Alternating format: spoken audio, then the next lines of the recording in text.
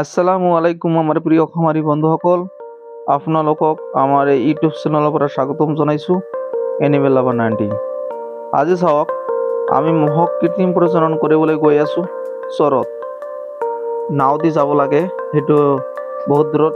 আমাৰ যিটো ঠাই, আমাৰ ঘৰৰ পৰা মানে 20 কিলোমিটাৰ দূৰত এটা চৰ আছে। সেই চৰত মানে আমি নাৱৰ সহায়ত যাই আছোঁ আৰু তাত আমি মহক কৃত্ৰিম প্ৰজনন কৰিম।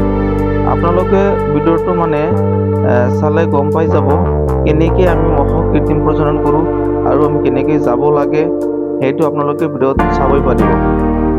আমি ইয়াত আহিলোঁ আৰু সেইটো মহৰ ওচৰত আহিলোঁ আৰু এতিয়া আমি কৃত্ৰিম প্ৰজননৰ যিটো প্ৰক্ৰিয়াটো সেইটো আৰম্ভ কৰিম। প্ৰথমতে আমাৰ কুহুমীয়া গৰম পানী লাগিব। সেইটো 37 ডিগ্ৰী চেলচিয়াছত যাতে পানীটো থাকে আৰু সেইটো টেম্পাৰেচাৰ মাপা আমাৰ থাৰ্মোমিটাৰ আছে, সেইটোৰ সহায়ত আমি পানীটো অলপ চেক কৰি ল'ম, মানে কিমান পানীটো মানে গৰম হৈছে। তাৰপিছত আমাৰ যিটো চিমেণ্ট ষ্ট'ৰটো ওলাই তাত অলপ থয়িং কৰিব লাগিব। 30 ছেকেণ্ড সময় তাত থয়িং কৰিব লাগিব। তাৰপিছত আমাৰ কি আহিব, হেণ্ড গ্লোভছটো পিন্ধি ৰেডি হ'ব লাগিব। আৰু আছে এপ্ৰনটো পিন্ধিব লাগিব। তাৰ আগতে আমি মহটোক অলপ বান্ধি ল'বলৈ দিছোঁ, যাতে মহটো আমাক ডিষ্টাৰ্ব দিব নোৱাৰে আৰু আমি ভালদৰে কৃত্ৰিম প্ৰজননটো কৰিব পাৰোঁ। যাৰ কাৰণে আমি মহটোক বান্ধিবলৈ দিছোঁ, মানুহক সিহঁতে বান্ধি আছে আৰু মই কৃত্ৰিম প্ৰজনন কৰিবলগীয়া যিবিলাক সা সামগ্ৰী সেইবিলাক মই ওলাই আছোঁ। আৰু এইটো হ'ল এপ্ৰন, আপোনালোকে যিটো চাই আছে সেইটো হ'ল এপ্ৰনটো পিন্ধিব লাগে। এপ্ৰনটো পিন্ধি মানে কাম কৰিলে কি হয়, বহুত সুবিধা হয়, কাপোৰবিলাক লেতেৰা নহয়। কেতিয়াবা মানে কি হয়, এপ্ৰন নোলোৱাকৈ যদি আমি এইটো কৰি দিওঁ তেনেহ'লে মোৰ কাপোৰ বেয়া হোৱাৰ চান্সটো বেছি থাকে। সেইকাৰণে এপ্ৰনটো পিন্ধিব লাগে। আৰু এইটো যে চাই আছে, যিটো আমি মানে এতিয়া ধৰিছোঁ, এইটো হ'ল হেণ্ড গ্লোভছ বুলি কোৱা হয়।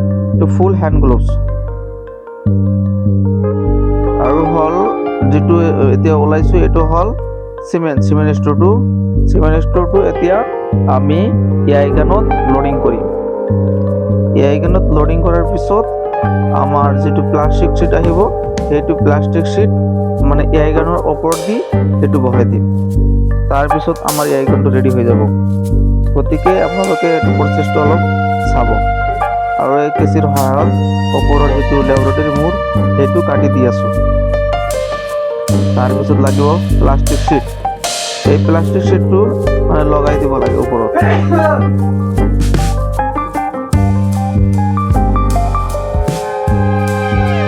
প্লাষ্টিক শ্বিটটো লগাইছোঁ। এতিয়া আমাৰ এয়াইগানটো ৰেডি হৈ গ'ল। এতিয়া আহিব আমাৰ এপ্ৰনটো পিন্ধি ল'ম। তাৰপিছত আমি হেণ্ড গ্লোভছটো পিন্ধিম। প্ৰথমতে এপ্ৰনটো পিন্ধি ল'ব লাগিব।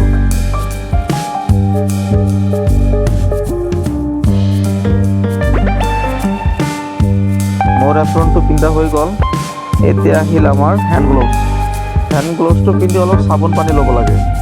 অলপ চাবোন পানী ল'লে মানে এয়াই কৰাৰ সময়ত সুবিধা হয়।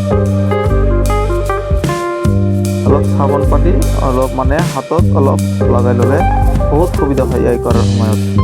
এতিয়া আমি সম্পূৰ্ণ ৰেডি হৈছোঁ কৃত্ৰিম প্ৰজনন কৰিবলৈ।